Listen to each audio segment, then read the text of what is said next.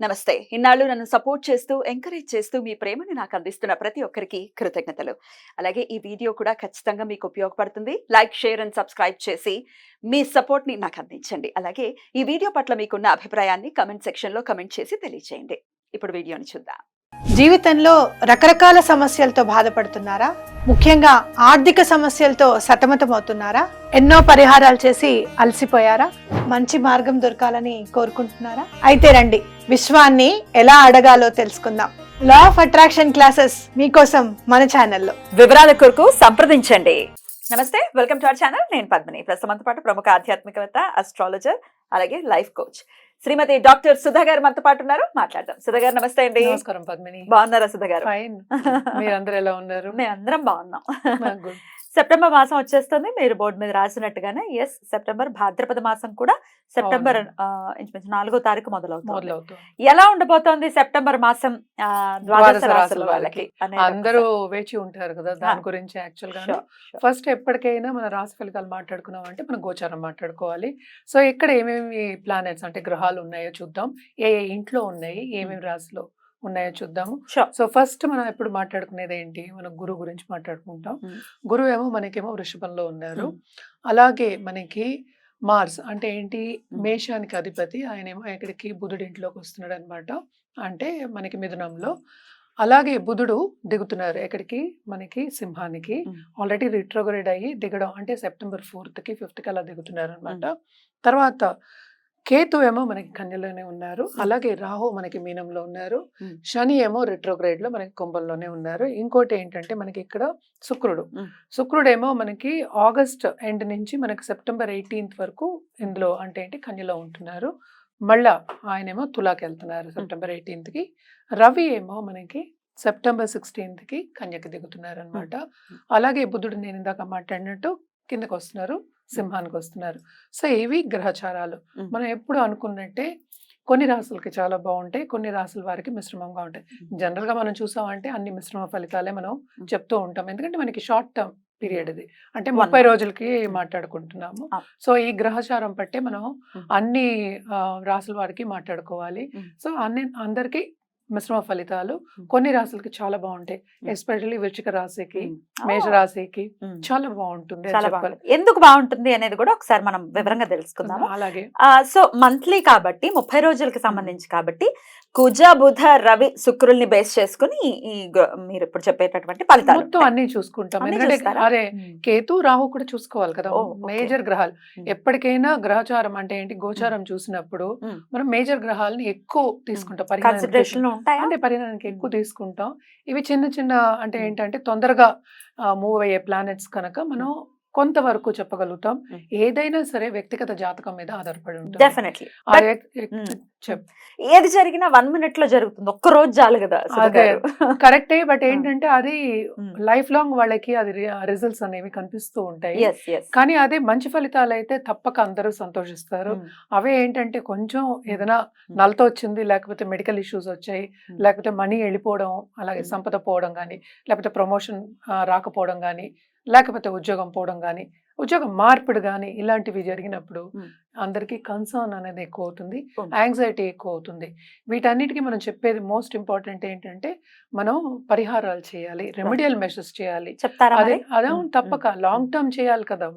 Remedial measures ఇవాళ చేసి రేపు అయిపోవాలి. మరి వృషభ రాశి వారికి ఎలా ఉండబోతుందండి సెప్టెంబర్ మాసం? వృషభ రాశి వాళ్ళకి బాగుంటుంది అని చెప్పుకోవాలన్నమాట. అంటే గురువు కూడానే ఉన్నారు.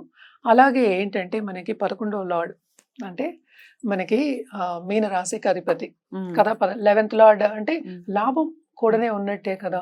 సో తప్పక వీళ్ళు ఏంటంటే ఖరీదైన వస్తువులు కొనుక్కుంటారు. అంటే ఏంటి, స్థిర ఆస్తులు చేకరించే ఛాన్సెస్ ఎక్కువ ఉన్నాయి. అంటే లాంగ్ టర్మ్ ఇన్వెస్ట్మెంట్స్ చేసుకోవడంలో చాలా బాగుంటుందని చెప్పుకోవాలి. అలాగే ఏంటంటే 12వ లార్డ్ 2వ ఇంటికి వచ్చారు. అంటే కుజుడేమో 2వ ఇంట్లో ఉన్నారు. సో తప్పక వీళ్ళకి ఖర్చు అనేది అధికమే. ఖర్చు ఉంటుందా? బోల్డ్ అంత ఖర్చు ఉంటుంది.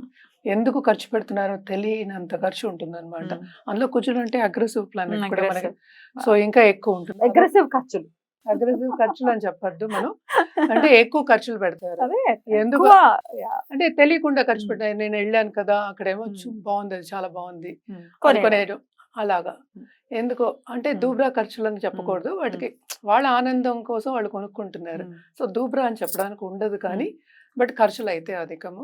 అండ్ ఆల్సో ఏంటంటే హెల్త్ ఇష్యూస్ వచ్చే ఛాన్సెస్ ఎక్కువ కనిపిస్తున్నాయి. ఎస్పెషల్లీ బుధుడేమో 4th హౌస్‌కి వెళ్తున్నారు. ఇప్పుడు మూడో ఇంట్లో ఉన్నారు. అంటే so first half of this అంటే ఏంటి ఒక first week September first week వరకు కొంచెం జాగ్రత్తగా హెల్త్ విషయంలో జాగ్రత్త పడమని చెప్పడం అనేది ఒక సూచన కింద వాళ్ళు తీసుకోవాలి. ఎస్పెషల్లీ ఇంట్లో ఉన్న పిల్లలు కానీ పెద్దల హెల్త్ విషయం కానీ జాగ్రత్తగా ఉండవలసిందే అనమాట.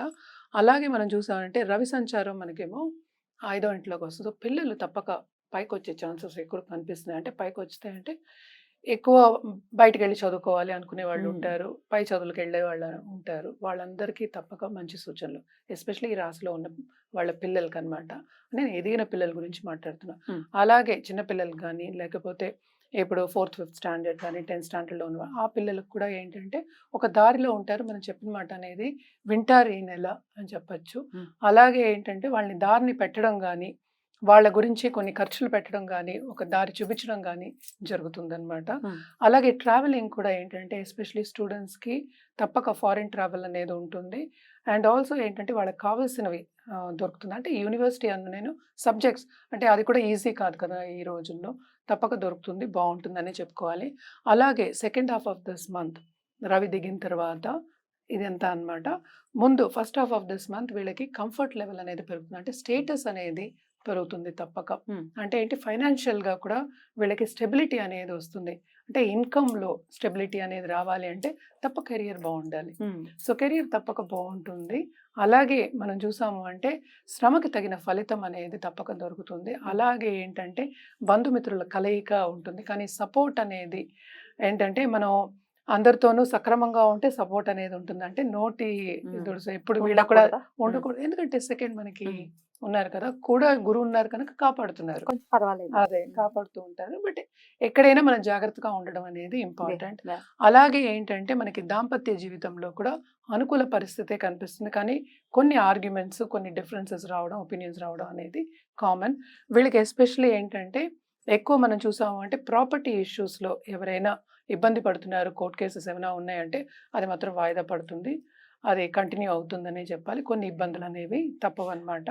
మనం పరిహారాల విషయానికి వస్తే కనుక తప్పక వీళ్ళు సోమవారం మనం శివుడికి పూజ చేయడం, రుద్రాభిషేకం చేయడం అనేది ఎక్స్ట్రీమ్లీ ఇంపార్టెంట్ అన్నమాట. అలాగే ఏంటంటే మంగళవారం దుర్గాదేవి దుర్గా చాలీస చదువుకున్న ఇంట్లో అంటే పూజ చేయడం అనేది మంచిది. ఎలాగో మనకి పండగలు వస్తున్నాయి. సో పండగల్లో చురుగ్గా పాల్గొని అంటే ఏంటంటే ఒక గోల్ పెట్టుకుని నిష్టగా చేయడం. నిష్టగా అంటే ఏంటంటే మనం మానసికంగా చేయడం నిష్ట అంటాను నేను ఎక్కువ. సో నిష్టగా మనకు కావాలి అని చేయడం అనేది చాలా ఇంపార్టెంట్. అలాగే గోవుకి మనకి తప్పక ఎవ్రీ ట్యూస్డే ఆహారం పెట్టడం కూడా చాలా మంచిది అనమాట. అలాగే రవి దిగినప్పుడు కూడా ఏంటంటే కొన్ని ఇబ్బందులు, ఎస్పెషలీ హెల్త్ ఇబ్బందులు కొన్ని ఉంటాయి. ఏంటి రవి కేతువులతో ఉన్నారు, ఎస్పెషలీ లేడీస్ కి కొంచెం చూసుకోవాలి అది మాత్రం.